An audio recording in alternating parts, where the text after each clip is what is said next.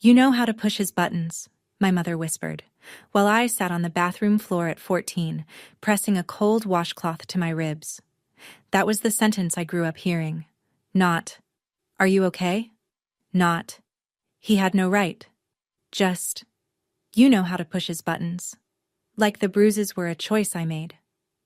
For 18 years, every time my father hit me, my mother waited until he left the room and said some version of that line. And for 18 years, I believed her. I believed I was the problem. The day I moved out, she called and told me I was destroying the family. I said, "You watched him destroy me for 18 years and said nothing." She hung up. 6 months of silence. Then she called again, crying. And she said something I never expected to hear from her. It wasn't an apology, it was bigger than that.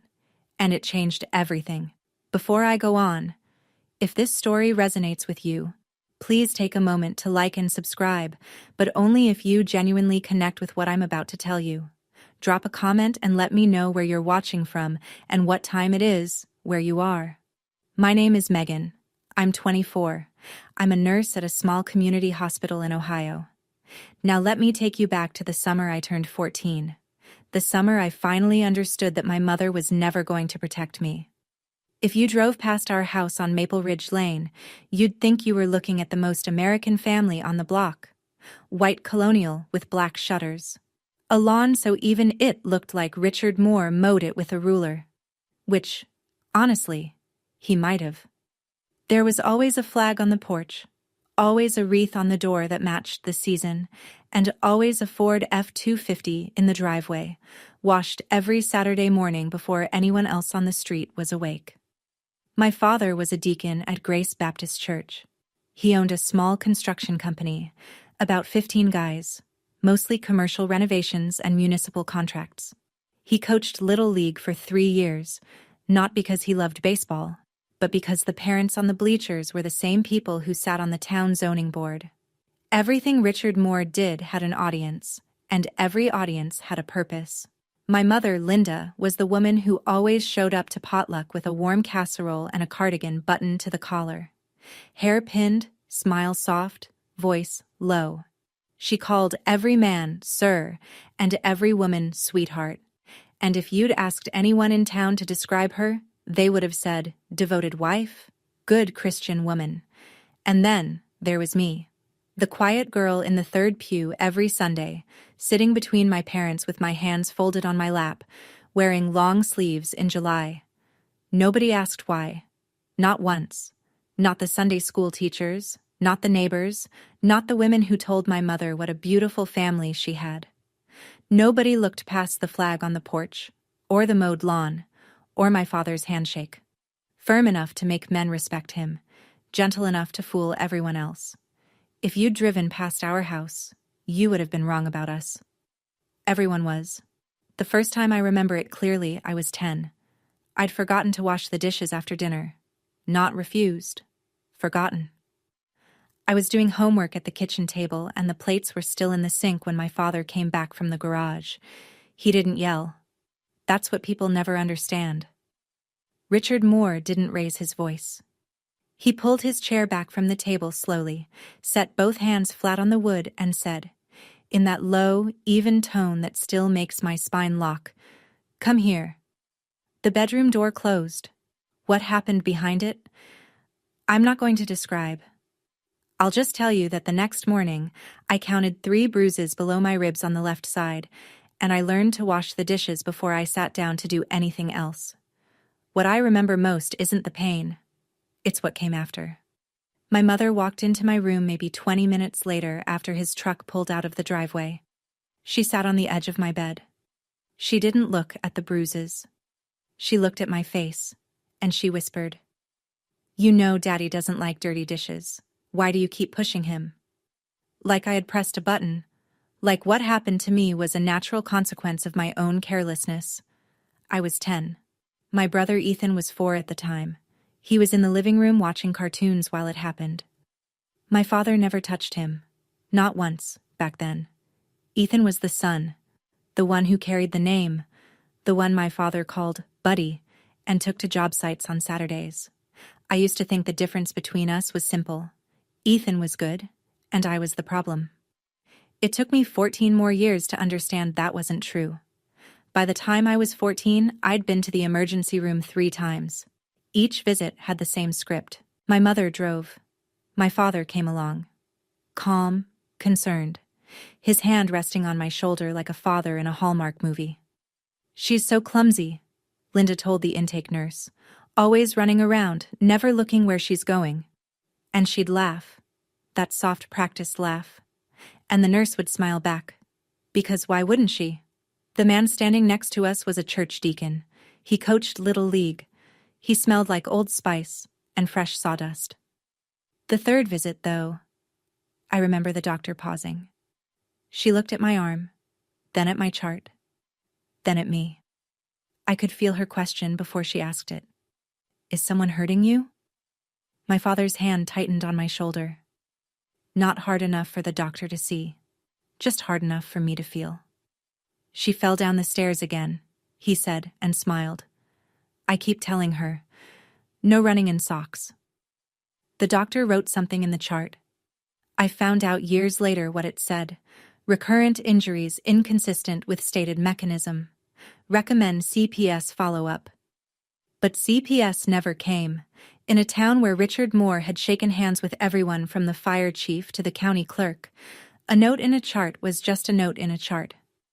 I didn't know it then, but that chart, those 5 visits, each one documented with dates, descriptions, and a doctor's observations, was sitting in a medical record system, waiting. Not for a lawyer, not for a courtroom. Just for the day I'd be old enough, and informed enough, to ask for it. That day was still 10 years away. But the paper trail had already begun. At 16, I got a part-time job at the pharmacy on Grant Street. I didn't ask my father's permission. I asked my school counselor to sign the work permit, told him it was for college savings, and started bagging prescriptions 3 afternoons a week at $9.25 an hour. My father found out within a week. He didn't like it. Not because he cared about my schedule, but because a girl with her own paycheck is a girl with options, and Richard Moore did not raise his children to have options he didn't control. "No daughter of mine needs to work," he said at dinner. His voice was pleasant. His eyes weren't. "People will think I can't provide." I kept the job. I kept every dollar in a shoebox under my bed, tucked behind a stack of old textbooks. By the end of 6 months, I had $412, enough for a security deposit on the smallest apartment in the county, if I ever needed one. My mother saw the shoebox once. I came home and found her standing in my room, staring at it on my desk like it was a grenade. She didn't say anything. She just looked at me with this expression I couldn't decode. Part fear, part something else. Envy, maybe. Or recognition. Like she was looking at a version of herself that had made a different choice at 22. Then my father found it. He took every dollar, counted it at the kitchen table in front of me, folded the bills into his wallet, and said, "Money earned under my roof belongs to this household." I didn't cry that night. I lay in bed, staring at the ceiling, and I started hiding cash inside a tampon box in the bathroom cabinet, and I started counting days. At 17, I had saved enough for a deposit and first month's rent on a studio apartment 2 towns over. I'd been accepted into the nursing program at the community college. I applied without telling anyone, used the school library computer, and had the acceptance letter sent to a P.O. box I'd rented for $11 a month. But mail is a fragile thing in a house where one person controls everything. The day the second copy of my financial aid summary arrived, the one I'd accidentally had sent to the house, my father was the one who opened the mailbox. He brought the envelope to dinner, set it next to the salt shaker. Didn't mention it until we were all seated, forks in hand, steam rising from the mashed potatoes my mother had spent an hour making. "What's this?" he asked. His voice was conversational, almost curious. I looked at the envelope.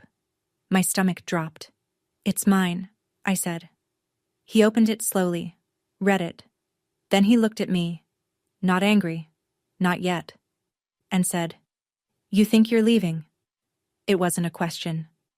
"Nobody in this family makes a decision without going through me," He tore the letter. Slowly. One clean rip down the middle, then another. 4 pieces, laid neatly beside his plate like a place setting. My mother cut her meat. Ethan, 11, small for his age, stared at his plate. Nobody spoke. After dinner, I went to my room and called the admissions office from under my blanket. "I need a replacement copy," I whispered. The original was damaged.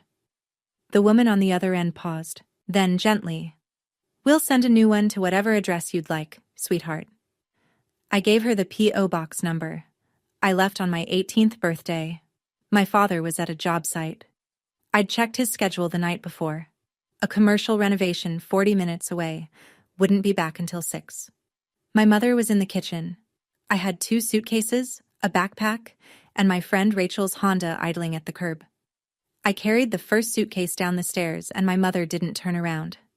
She was standing at the counter, her back to me, washing a dish that was already clean. "If you leave," she said, "who's going to help me with dinner?" It wasn't really about dinner. I know that now. It was the only way Linda Moore knew how to say please don't go without admitting why she needed me to stay. If I was in the house, I was the lightning rod. If I left, the lightning would have to land somewhere else. I set the suitcase by the door and walked to Ethan's room. He was sitting on his bed, 12 years old, trying not to cry. I knelt in front of him and held both his hands. "I'm going to come back for you," I said. "I promise." He nodded. He didn't ask me to stay. Even at 12, he understood that staying meant something worse than missing me. I hugged him, picked up my bags, walked to the front door. My mother never turned around, but when I got to Rachel's car and looked back at the house, just once, I saw her standing behind the living room curtain, one hand pressed flat against the glass, watching. For 1 second, the curtain stayed open. Then it fell. That was the last time I saw my mother for 6 months. 3 weeks after I left, I was sitting on the floor of my studio apartment, mattress on the ground, 1 lamp from Goodwill, curtains I'd bought at the IKEA clearance rack for $7. And for the first time in my life, I noticed something. Silence. Not the kind of silence that comes before a door slams, the kind that just exists. Peaceful. Ordinary. Then my phone rang. My mother's name on the screen. I almost didn't answer. But some part of me, the part that had spent 18 years hoping she'd choose me, picked up. She didn't ask how I was. Didn't ask about the apartment, the job, the program. She went straight to it. "Your father isn't eating. He's not sleeping. The house feels wrong without you." A pause. Then, "You're destroying this family, Megan. Do you know what people at church are saying?" I sat there, phone pressed to my ear, and I felt something shift. Not anger exactly. Something quieter. Clarity. "You watched him destroy me for 18 years and said nothing," I said. "Don't call me to say I'm the one breaking things." Silence. Not the good kind. Then a click. She hung up. I set the phone on the floor beside me, leaned my head against the wall, stared at the water stain on the ceiling. It looked like a map of somewhere I'd never been. I didn't cry. I think I'd used up all my crying somewhere between age 10 and 17, and there was nothing left. Just a hollow, ringing quiet. I thought she'd call back. That night, the next day, that week. She didn't. 6 months of nothing. I finished my first year of nursing school with a 3.7 GPA and a permanent knot between my shoulder blades from working double shifts at the nursing home on Route 9. My apartment was small but clean. A succulent on the windowsill, a second-hand bookshelf, scrubs drying on a rack by the radiator. It wasn't much, but every object in that room was something I'd chosen, and that made it more mine than any bedroom I'd ever had on Maple Ridge Lane. I tried to call Ethan. 3 times. Each time it went to voicemail. The 4th time, a text came back from my father's number. "Stop calling this phone." Richard had taken Ethan's cell. Of course he had. You can't control a boy if his sister keeps reminding him there's a world outside the house. At night, alone, I'd lie in bed and think, is he okay? Is Ethan sitting in that room right now? counting the cracks on the ceiling the way I used to. And then, the harder question, the one that sat on my chest like a stone. Did I abandon him? One evening, I was scrolling through Facebook, not something I did often, and I saw the Grace Baptist Church page. A photo of my father, grinning wide, arm around Pastor David, standing in front of a banner I had to read twice to believe, 2025 Man of the Year nominee, Richard Moore. Below the photo, a comment from Linda's account. So proud of this man and this family. God is good. The family in that photo was 3 people. I'd been cropped out. I stared at the screen for a long time. Then I closed the app, turned off the light, and lay in the dark, listening to the silence that used to feel safe. That silence felt different now. And then, 11 at night, mid-October, my phone rang again. I almost didn't recognize her voice at first, not because it had changed, but because I'd never heard my mother cry. Not like this. Not raw, uncontrolled, the kind of sound that comes out when you've held something inside so long it breaks the container. Megan. Her voice cracked on the second syllable. Megan, please don't hang up. I didn't speak. I just held the phone. He started hitting Ethan. The room tilted. I pressed my hand flat against the mattress to steady myself, like the floor might actually move. When? I asked. After you left. Slowly at first, shoving, grabbing. Ethan talked back about going to prom with his friends. Your father... She couldn't finish the sentence. She tried again. He hit him, Megan. Hard. Like he used to hit me. She couldn't say it. But we both heard it. And then she said the thing. The sentence I had replayed 1,000 times since, the one I never in my life expected to hear from Linda Moore. I recorded it. On my old phone. I have the audio. His voice. What he said. All of it. Megan, I was wrong. About everything. About all of it. I'm so sorry. I sat on the edge of my mattress in the dark, and I felt something crack open inside me that I thought had healed shut years ago. Not forgiveness. I wasn't there yet. Not relief. Something more complicated. Like watching someone you'd given up on take one single step in the right direction and not knowing whether to feel hope or grief for the 18 years of steps that never came. Send me the file, I said, tonight, and don't delete it. She sent it at 11:47 p.m., 4 minutes and 22 seconds long. I moved fast. The next morning, I called a legal aid office 2 counties over, far enough that nobody would know the Moore name, and explained my situation. The attorney, a woman named Janet, listened without interrupting, then said, You have options. But your father has a head start on the narrative, and in small towns, narrative is everything. She was right, because while I was making phone calls and researching restraining orders, Richard was doing what Richard does best, managing the story.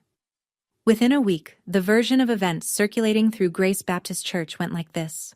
Megan Moore, troubled since adolescence, possibly using substances, mentally unstable, trying to tear apart a God-fearing family for reasons no one could quite explain. Richard had told Pastor David in private, voice heavy with fatherly concern, that he'd tried everything, that he prayed for me every night, that he feared I was going down a dangerous path. Pastor David called me to check in. His tone was careful, pastoral, but I could hear the shape of my father's words underneath his questions. Your father says you've been going through a hard time, Megan. Is there anything the church can do? It spread beyond the church. A co-worker at the hospital, a woman I barely knew, stopped me in the break room. Hey, I heard you're dealing with some family stuff. You okay? Someone mentioned... She trailed off, embarrassed. In a town of 14,000 people, reputation moves faster than truth. And my father had spent 3 decades building his, brick by careful brick. Who was going to believe a 24-year-old nurse over a deacon who'd poured the foundation for the church's new fellowship hall with his own crew? At cost? Nobody. Not yet. The thing about Richard Moore is that he doesn't just control people. He controls their exits.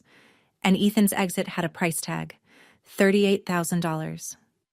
That was the savings account my parents had built since Ethan was born. College fund, every birthday check from Grandma Dot, every tax refund bonus, all of it sitting in a savings account at First National, under Richard's name. Legally, that money was his to do whatever he wanted with, and he knew it. Ethan called me from a friend's phone one night, voice barely above a whisper. He'd been accepted into an engineering program. Good school, reasonable tuition, 2 hours from home, a real way out. He sat me down at the kitchen table. Ethan said. He didn't yell. He was calm. He said, "You want this money? You do what I say. No contact with your sister. You don't tell anyone what happens in this house. And you come to the Man of the Year ceremony. You wear the suit I bought you, and you smile." I closed my eyes. "Meg, I need that money. I can't afford it without it. I don't know what to do." There it was. The leash. The same one Richard had used on me, just with a bigger number attached. He wasn't a father saving for his son's future. He was a man who understood that the cheapest prison is the one you build out of someone else's hope. "Don't do anything yet," I told Ethan. "Don't agree. Don't refuse. Just wait." After I hung up, I sat at my kitchen table with a legal pad and wrote 3 things. 1. ER records, my right to request them. 2. Linda's audio recording, Ohio, one-party consent. 3. I needed a stage, and Richard had just built me one. 2 days later, my phone rang. Not my mother this time, my father. His voice was warm, relaxed, the voice he used at church barbecues and town council meetings, the one designed to make you forget he was capable of anything else. "Megan, sweetheart." He hadn't called me that in years. "I know we've had our differences, but I want to put that behind us. The church is doing a Man of the Year dinner next Saturday. The whole congregation's going to be there, 200 people, maybe more. I want our family up on that stage together. All 4 of us. Show everybody the Moores are solid." I held the phone and said nothing. "Pastor David thinks it'd be real meaningful," he continued. "The prodigal daughter comes home. People love that story." I understood exactly what this was. Not an olive branch, a stage direction. Richard needed the image of his family intact, his daughter, returned, smiling, standing beside him. Because the rumors he'd planted about me only worked if I stayed away. If I came back willingly, that proved it was all in my head. That proved he was the good father. Case closed. If I said no, he'd tell the whole town, "See? She's too far gone. Even her own father can't reach her." If I said yes, I'd walk back into his frame and disappear inside it. Either way, he won. Unless I came with a different script. "I'll be there, Dad," I said. He exhaled. Relieved. Victorious, even. "That's my girl." I hung up and stared at the wall. My hands weren't shaking. For the first time in my life, they weren't shaking before a conversation with my father.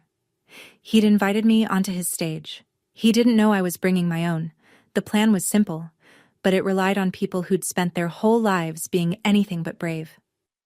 I called my mother the next evening, told her what I was going to do. Bring the medical records, play the audio, and let the truth stand in front of the same 200 people my father had spent 30 years performing for. "I need you there," I said. "I'm not asking you to speak. I'm just asking you to stand." The silence on the other end lasted so long I checked to see if the call had dropped. "Megan, I can't." Her voice was small. The same voice she used at the dinner table when my father asked why the roast was dry, or the laundry wasn't folded, or the house wasn't quiet enough. The voice of a woman who'd been trained year by year to make herself as small as possible. You don't know what he'll do. Everyone in that church trusts him. They'll look at me like like you're what, Mom? Like I let it happen." I let that sit. Because she did. And she knew it. And that knowledge was either going to paralyze her or push her forward, and I couldn't make that choice for her. "You did let it happen," I said, not to be cruel, because it was true, and if we were going to stand in a room full of people and tell the truth, We had to start by telling it to each other. But you also pressed record. And that matters. Another silence. Longer. I'll try, she whispered. I'll try to be there. I hung up knowing that try wasn't a promise. My entire plan depended on a woman who'd spent 28 years learning how to disappear, and I was asking her to be visible. The next morning, I drove to the county hospital where I'd been taken 5 times before the age of 16. I knew the building. I knew the system. I was a nurse.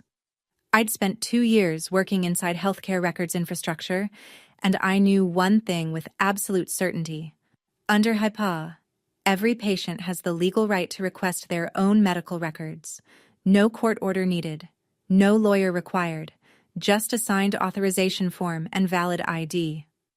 The Health Information Management Office was in the basement. Fluorescent lights, beige carpet, a desk stacked with file boxes. The woman behind it was in her 60s, reading glasses on a chain, name tag that said, Barb. I need copies of my records, I said. Emergency department visits. All of them. She looked at my ID, typed my name, and paused. Then she took off her glasses and looked at me. Really looked. The way nobody in this town had looked at me when I was 10, or 12, or 14. I remember your name, she said quietly. 5 ER visits before you turned 16. I always wondered what happened to you. I didn't answer that. I didn't need to. Standard processing is 7 to 10 business days, she said. The dinner you're talking about, the one at Grace Baptist? I hadn't told her about the dinner. She shook her head slightly.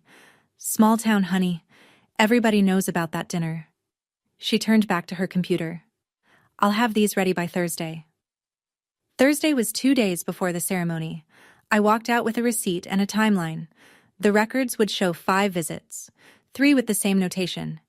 Injuries inconsistent with accidental mechanism. 1 with a recommendation for CPS follow-up that never happened.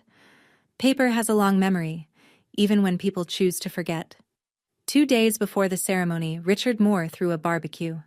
I heard about it from Ethan, who whispered into his friend's phone from the backyard while my father stood at the grill, holding court.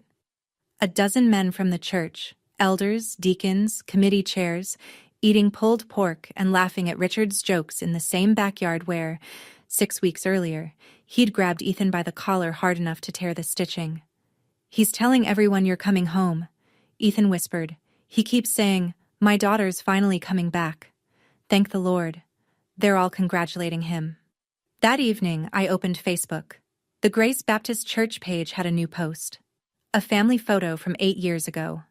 Me at 16, Ethan at 10, Linda in the middle, Richard's arm around all of us, everyone smiling. The caption read, Family is everything, through thick and thin. God is good. 87 likes, 22 comments, hearts, prayer emojis. What a blessing. Pastor David called me that night. Megan, your father is so happy you agreed to come. I think this could be a real turning point for your family. The congregation is looking forward to seeing you all together. I listened. I thanked him. I hung up. And I sat in my apartment, looking at the manila envelope on my kitchen table, the one Barb had expedited, and the phone beside it with a 4-minute and 22-second audio file, and I felt the weight of what I was about to do. Richard Moore had spent the entire week turning his Man of the Year ceremony into a redemption story. The wayward daughter returns. The family heals. The patriarch's love conquers all. Everyone claps. He'd written the script, cast the roles, built the stage. He just forgot that I'd learned to read. The night before the ceremony, I almost didn't go through with it. I sat at my kitchen table past midnight staring at the records. 5 ER visits, typed out in clinical language, dates, descriptions, the doctor's careful notations. Next to them, my phone, loaded with 4 minutes and 22 seconds of my father's voice doing exactly what he'd done my entire childhood, only this time to his son. And I thought, what if I'm wrong? Not wrong about the facts. Those were printed in black and white. But wrong about the outcome. What if I stood up in that room and 200 people looked at me the way they'd looked at me my whole life. Like I was the problem? My phone buzzed. Ethan, calling from his friend's phone again. Meg. His voice was barely a whisper. Dad made me try on the suit tonight. He said if I say one wrong word tomorrow, he's pulling every dollar from the account. A pause. He measured my tie, Meg. He actually stood there and measured my tie with a ruler to make sure it was straight. I closed my eyes. I can't do this anymore, he said. I can't sit up there and smile. I can't pretend we're okay. Because we're not okay. We haven't been okay my whole life. And in his voice, I heard myself. 14, sitting on a bathroom floor. 16, hiding cash in a tampon box. 18, walking out a door and not looking back. Except I did look back. And the curtain fell. You won't have to smile tomorrow, I said. I promise. I wasn't going to the ceremony for revenge. I was going because I'd made a promise to a 12-year-old boy 6 years ago, and I was not going to break it. Saturday morning. I laid everything out on the kitchen table. The manila envelope. 5 pages of medical records. Each one stamped with the hospital's seal. Dates ranging from age 9 to 15. Clinical language that said what no one in my family ever would. My phone, fully charged. Linda's audio file synced and tested. A small Bluetooth speaker, the portable kind, the size of a coffee cup, tucked into my bag. I called Janet at Legal Aid one last time. If I play a recording that my mother made in her own home, in front of a public gathering, am I breaking any laws? Ohio is a one-party consent state, she said. Your mother made the recording. She consented. It's legal. And if I share my own medical records publicly? They're your records, Megan. You can do whatever you want with them. I exhaled. I chose my clothes carefully. A plain white button-up shirt, black slacks, flat shoes. No jewelry, no makeup beyond what I'd wear to a shift at the hospital. I wanted to look exactly like what I was. A 24-year-old nurse who works 60 hours a week and pays her own rent. Not the troubled daughter my father had described. Not a victim performing grief. Just a woman telling the truth in clean, simple clothes. I called my mother one final time. Mom, you don't have to say anything. You just have to be there. But if you want to speak, you speak. Her breathing was uneven. Okay. Okay, you'll be there, or okay, you'll try. A long pause. I'll be there. I slid the envelope into my bag, zipped it shut, picked up my keys. The ceremony started at 6. It was noon. 6 more hours of silence. And then, for the first time, I was going to break it. At 2 in the afternoon, my phone rang. Grandma Dot calling from the road. I'm an hour out, she said. Her voice had that steel and gravel quality it always had. 72 years old, widowed, lived alone in a 2-bedroom house outside Columbus, and still the only person in my family who'd ever called things by their real names. Dorothy Jennings had tried to save us once before. When I was 8, she'd come for a weekend visit. I was wearing a t-shirt, rare for me, even then, and when I reached up to grab a glass from the cabinet, the sleeve pulled back, and she saw the bruises. She didn't say anything to me. She went straight to my mother. I was in the next room. I heard everything. Linda, what happened to that child's arm? She fell, Mom. She's clumsy. Linda, I gave birth to you. Don't lie to me. My mother cried. But she didn't leave. Dot called CPS herself. A caseworker came, asked some questions, and left. My father handled it. The same way he handled the ER reports, the same way he handled everything. With handshakes, with charm, with the quiet machinery of a man who knows everyone in a small town. After that, Dot was no longer welcome at the house on Maple Ridge. 16 years later, she was driving 2 hours on a Saturday afternoon to sit in a folding chair at the back of a church fellowship hall and watch her granddaughter do what she couldn't. I've waited 16 years for someone to do what I didn't have the power to do, she said over the phone, her voice steady. I will be in that room, Megan. Whatever happens, I will be there. I told her I loved her. She told me to drive safe. That was enough. The fellowship hall at Grace Baptist Church smelled like carnations and lemon polish. Round tables draped in white linen. Paper programs at each seat. Gold lettering, a cross at the top, and in the center, Man of the Year Award, honoring Richard Moore. A podium at the front with a microphone, flanked by 2 flower arrangements and a banner that must have cost $300. The banner read, Faith, Family, Service. I almost laughed. 200 people filled the room. Church elders, their wives, families from the congregation, business associates, a few local officials. The kind of crowd that runs a small town, not by law, but by handshake. My father knew every person in that room. He'd built a deck for one, donated materials for another's garage, sponsored a third's daughter on a mission trip. Every favor was an investment, and tonight was his dividend. Richard stood near the front table in a navy suit, red tie, gold cufflinks that caught the light when he gestured, which he did often, because Richard Moore speaks with his whole body when there's an audience. Linda stood beside him in a pale floral dress, hands clasped in front of her, eyes lowered. Ethan sat stiffly in a chair that looked like it might swallow him, wearing a suit he clearly hadn't picked out, his tie measured to military precision. I walked in at 6:15, alone. Richard saw me from across the room. His face lit up, for the audience's benefit, and he crossed the hall with his arms open. There she is. Everyone, my daughter's here. He hugged me. 200 people watched. A few clapped. I didn't return the hug. I didn't pull away either. I just stood still, arms at my sides, feeling his hands on my back. In my bag, the manila envelope pressed against my hip. Dot sat at a table in the back, watching.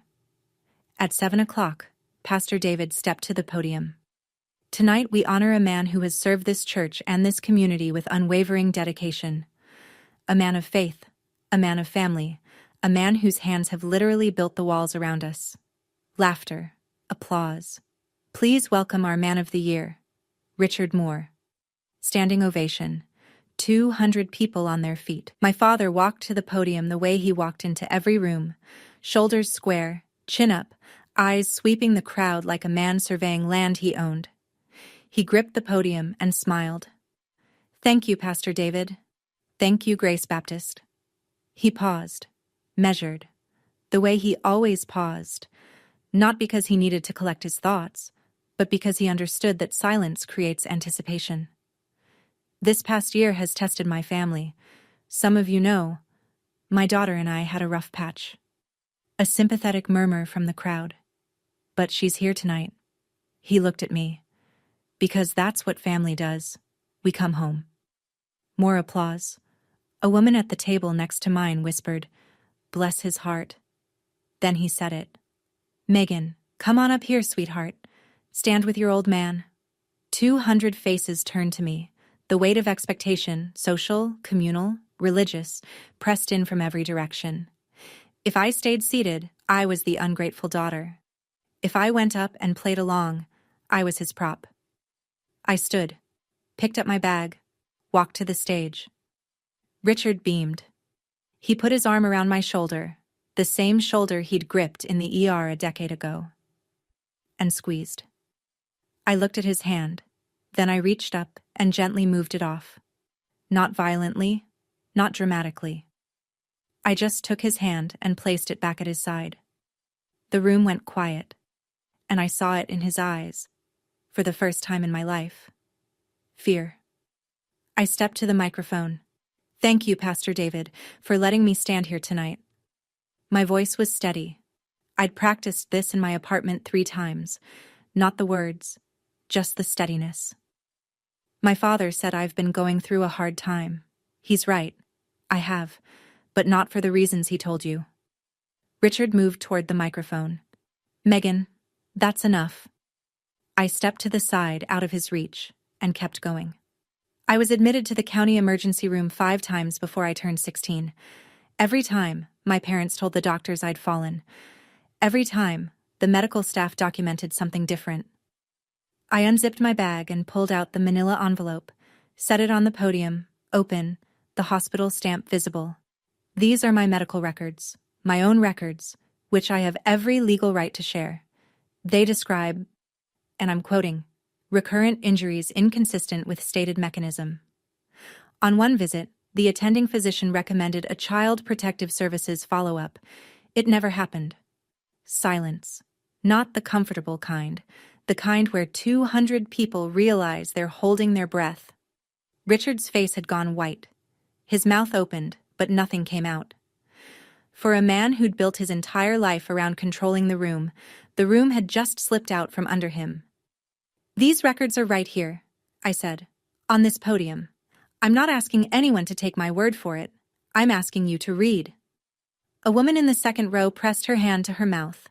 An older man I recognized from the deacon board leaned forward in his chair, staring at the podium like he was seeing it for the first time. Richard found his voice. She's lying. She's been unstable for years. I told you all. I didn't argue. I just opened the envelope and fanned the pages across the podium. Read, I said. Richard pivoted to Pastor David, who was standing at the side of the stage with his hands frozen at his waist. David, this is a family matter. We don't need to. There's one more thing, I said.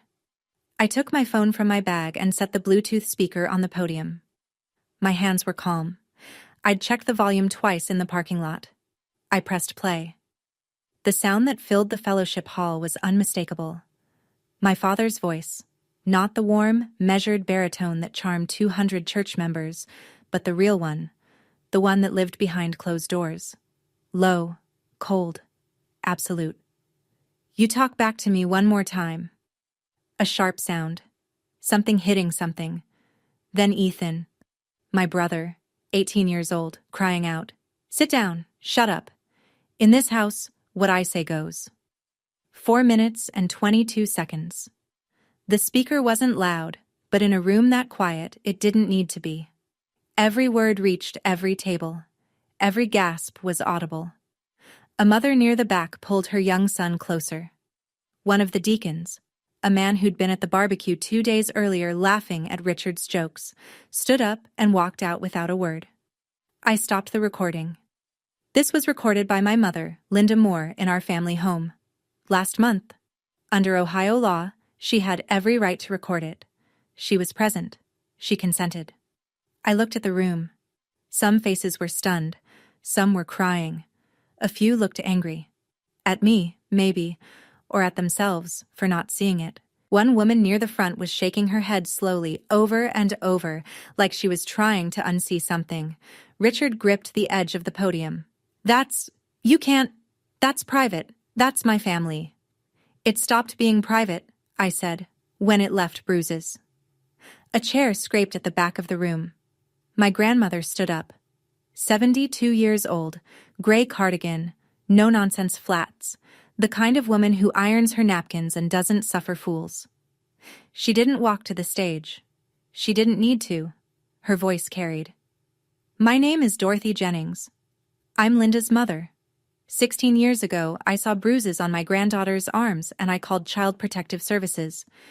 Nobody followed up. Because Richard Moore knows everybody in this town, and everybody in this town wanted to believe the lawn was as perfect as it looked.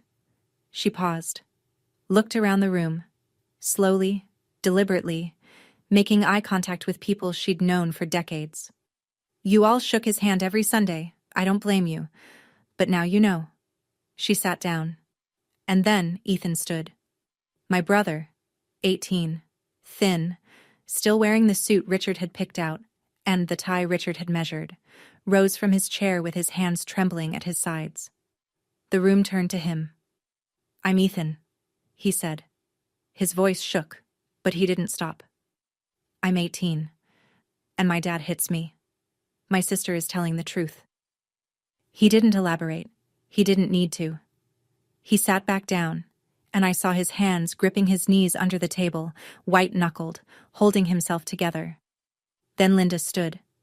My mother, who had spent 28 years sitting, standing, walking, breathing within the perimeter of what Richard Moore allowed, stood up in the third row of a church fellowship hall in front of 200 people and said 6 words. I was silent too long. She's right. Then she pressed her hands to her face and cried, 3 people, 3 generations, and a room full of witnesses who could never unhear what they'd just heard. Pastor David stepped forward. He stood at the side of the stage for a long moment, his hand on the back of a chair, looking at the floor. When he looked up, his face carried something I hadn't expected. Not shock, but shame. The quiet, specific shame of a man realizing he'd been standing 3 feet from the truth and looking the other way.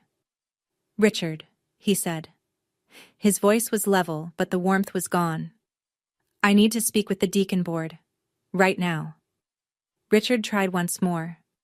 He reached for David's arm, dropped his voice to that intimate, reasonable murmur he'd perfected, the one that had diffused every inconvenient question for 30 years. David, listen to me. This is a misunderstanding. My family's going through a rough...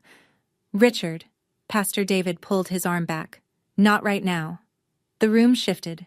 Not all at once. Not a movie-style moment where everyone stands and claps. It was slower than that, and messier. Some people stared at their plates. Some whispered to each other. A woman I didn't know, mid-50s, glasses, the kind of face you'd see behind a library counter, walked over to me, touched my arm, and said, I'm sorry, sweetheart, I didn't know. Now you do, I said. A few of Richard's closest friends, the barbecue men, the ones who'd heard his version of events for years, sat frozen. One of them got up and left without speaking to anyone. Another stared at Richard with an expression I recognized, the look of a man rearranging everything he thought he knew. Not everyone believed me that night. Some never would. But enough did. I stepped off the stage, walked to Ethan, took his hand. Linda followed. We left through the side door, and I didn't look back. 72 hours. That's how long it took for the life my father had built to come apart. 24 hours after the ceremony, the deacon board met. I wasn't in the room, but Ethan heard from a friend whose father was on the board. The vote to remove Richard from his position was unanimous. Not a single voice in his defense. The same men who'd eaten his pulled pork and laughed at his jokes sat in a circle and voted him out without debate. 48 hours. The 2 largest contracts Richard's company depended on, both sourced through church connections, were canceled. The first was a $180,000 renovation of the church's east wing. The second was a $95,000 community center project for the county, referred by a deacon's brother-in-law. Both pulled out with the same polite, devastating language. We feel it's best to go in a different direction at this time. 72 hours. I drove Linda and Ethan to the county courthouse. We filed for a temporary restraining order. The petition included my medical records, the audio recording, and a sworn statement from Ethan. The judge reviewed it in chambers. Not a dramatic courtroom scene, just a tired woman in a small office reading through pages and listening to 4 minutes of audio on her laptop speakers. She granted the order before lunch. Richard Moore was barred from coming within 100 yards of his wife, his daughter, and his son. He was ordered to vacate the house on Maple Ridge Lane. The house, it turned out, had both their names on the deed. Linda had been on the title since they purchased it in 1998. Richard had acted like he owned it alone for 26 years. He didn't. He packed 2 bags and moved into a rental on the other side of town. The lawn on Maple Ridge was already getting long. The day after the restraining order was granted, Richard walked into First National Bank and withdrew every dollar from Ethan's savings account. $38,000. Gone before the teller finished counting. He thought it was a punishment. One final act of control. If he couldn't own his family, he'd make sure his son paid for leaving. But Grandma Dot had planned for that. Your grandfather always said, "Never let a bully hold the checkbook," she told me over the phone, her voice matter-of-fact, like she was reading a grocery list. I listened. 5 years earlier, quietly, without telling anyone, Dot had opened a 529 education savings account in Ethan's name.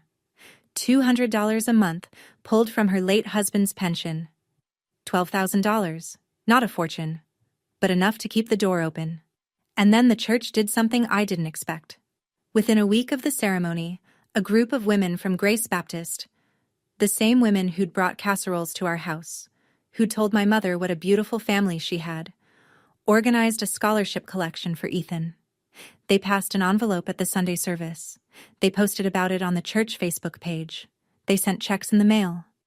By the following Sunday, $8,400. $12,000 from Dot.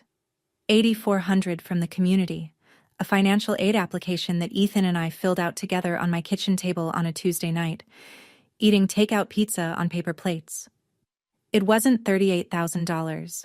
It wasn't the golden path Richard had dangled and yanked away, but it was enough. And the best part? Richard's decision to drain the account became the final proof of who he was. The man who stole his own son's college fund out of spite. Even the people who'd been on the fence stopped defending him after that. The leash was cut. 2 weeks after the ceremony, I drove to the house on Maple Ridge. It was strange, pulling into that driveway without the Ford F-250 taking up the whole width of it. The flag was still on the porch. The lawn was uneven. The wreath was last season's. Linda was in the kitchen. Not cooking. Just sitting at the table, looking out the window at the backyard where the barbecue grill still sat, uncovered, rusting at the legs. The house was quieter than I'd ever heard it, and for the first time, the quiet wasn't a warning sign. She didn't look up when I came in, but she spoke. "Do you forgive me?" I pulled out the chair across from her, sat down, looked at my mother, really looked at her, and saw a woman I was still learning how to see. Not the villain, not the hero. Just a person who had been afraid for so long that fear became her personality, and silence became her language, and by the time she found her voice, her daughter had already grown up without one. "I don't know," I said, "and I don't need to know right now."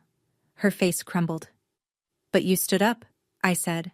"In that room, in front of everyone, you stood up, and that's the first step." I didn't hug her. I wanted to. Some part of me, the 10-year-old part, the part that had waited in a dark bedroom for her to come back and say it wasn't your fault, wanted to. But I wasn't that girl anymore, and pretending I was would have been a different kind of lie. So I just sat there, beside her, in the kitchen that used to feel like a trap, and now just felt like a kitchen. We didn't say much. That was enough. A year later, the house on Maple Ridge Lane looked different. Not renovated. Linda didn't have the money for that. But the wreath was new. The lawn was mowed, a little unevenly, by Ethan when he was home on weekends. And the refrigerator, the same white Kenmore that had held my father's beer and my mother's leftovers for 20 years, now had a photo of Ethan on it, grinning in a college sweatshirt standing next to a girl I hadn't met yet. My photo was up there, too. A selfie I'd sent Linda, me in my scrubs after a 12-hour shift, tired but smiling. She'd printed it at the CVS and stuck it next to Ethan's with a daisy magnet. It was the first time a picture of me had been on that refrigerator. I was 25. Ethan was doing okay. Not Harvard, not the grand plan Richard had weaponized. A solid community college near Dot's house, engineering track, a part-time job at a hardware store that gave him an employee discount on tools he actually wanted. He called me every Thursday. We mostly talked about nothing. It was the best part of my week. Linda was in therapy. She'd gotten her driver's license, her first, at 50 years old. The day she passed the test, she sent me a photo of herself holding the card, and her smile was the most genuine expression I'd ever seen on her face. We met every other week for coffee. Some visits were good, some were quiet, some were hard. But they existed, and that was more than I'd had for 18 years. Richard lived alone in a one-bedroom rental across town. He'd lost the deacon seat, the contracts, the house, and the story he'd told himself about who he was. Some people still believed him, but fewer every month. He never apologized. I stopped waiting for him to. I'm not telling you this story to teach you something. I'm not a therapist. I'm not a life coach. I'm a nurse who works 60 hours a week and owns one nice pair of shoes. I'm telling you because for 18 years I thought I was the problem. I thought that if I were quieter, softer, more careful, if I could just stop pushing his buttons, my father would stop hurting me. And the person who should have told me that wasn't true was standing right there the whole time, whispering the opposite. So if anyone listening to this right now is sitting in a room where someone keeps telling you that you're the reason things are broken, you're not. You were never the reason. Silence isn't loyalty. Leaving isn't betrayal. And you never owe your image to someone who shattered yours. My mother was wrong for 18 years. But she was right once, the night she pressed record. And that one act of truth, late as it was, changed the course of 3 lives. I don't know if I'll ever fully forgive her. Forgiveness isn't a light switch. It's not something you decide once and it's done. It's more like physical therapy. Some days you make progress. Some days it hurts more than the day before. And you show up anyway because the alternative is staying broken. My name is Megan. I'm 25 now. I still live in that studio apartment. I still have the IKEA curtains.